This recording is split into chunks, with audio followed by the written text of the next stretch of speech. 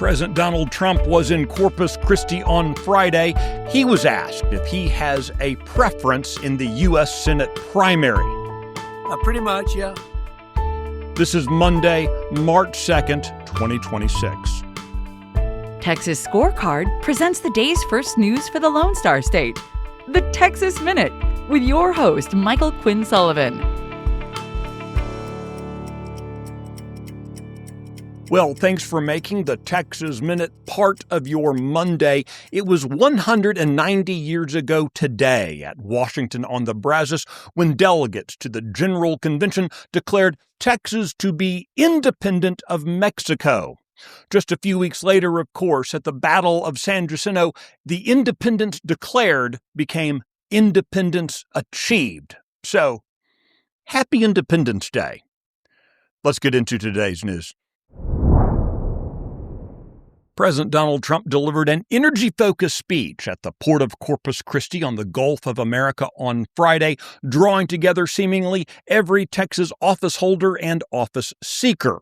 Lieutenant Governor Dan Patrick, House Speaker Dustin Burrows, and Governor Greg Abbott all spoke to an enthusiastic crowd before Trump took the stage.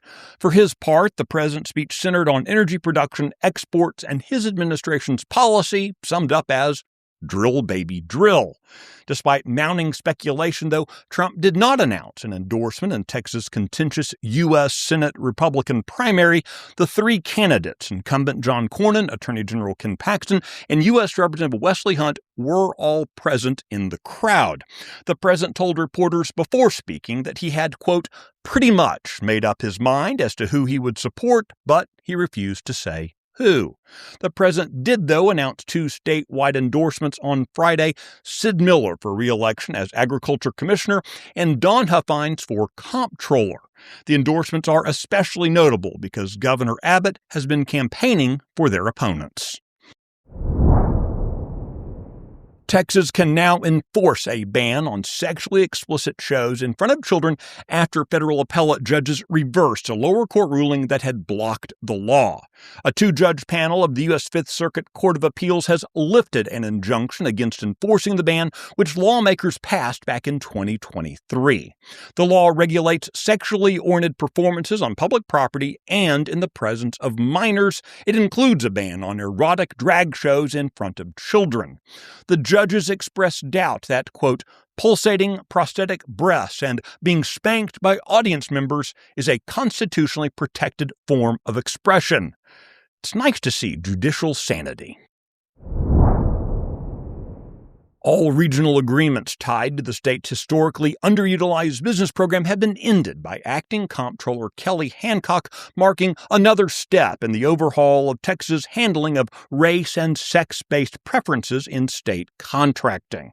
Hancock announced last week that all regional memoranda of agreements connected to the HUB program have now expired following termination notices issued by his office in December as part of the transition to Veteran Heroes United in Business.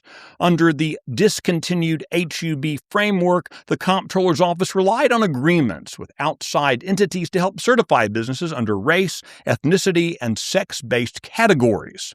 Last year, the HUB program was frozen and then restructured under emergency rules.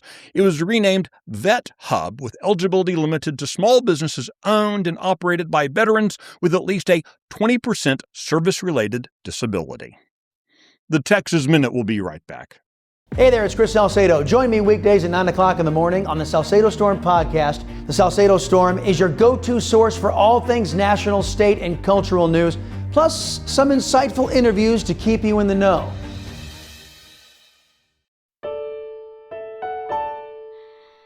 Texas has secured an agreement with Samsung that protects citizens' data from being collected without their knowledge or consent. Samsung Electronics America is one of 5 companies accused by Attorney General Ken Paxton of collecting and monetizing consumers' viewing data on smart TVs. As part of its agreement with the state, the company will not only halt the collection of viewing data without consent, but also update its TVs to include disclosures and consent screens.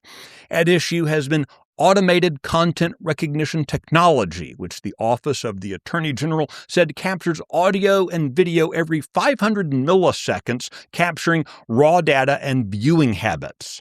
Paxton commended Samsung on being one of the first smart TV companies in the world to make changes that will protect the privacy of Texans. Sony, LG, Hisense, and TCL have also been sued by the Attorney General, but they haven't yet stepped up. You can find details on all the stories mentioned today and keep up with the latest news by visiting TexasScorecard.com. This edition of the Texas Minute was based on the original reporting of Brandon Waltons, Aaron Anderson, Sidney Henry, and Addie Hovland. Nick Shepard put the show together and got it delivered to you this morning. I look forward to seeing you out around the Lone Star State. Happy Independence Day.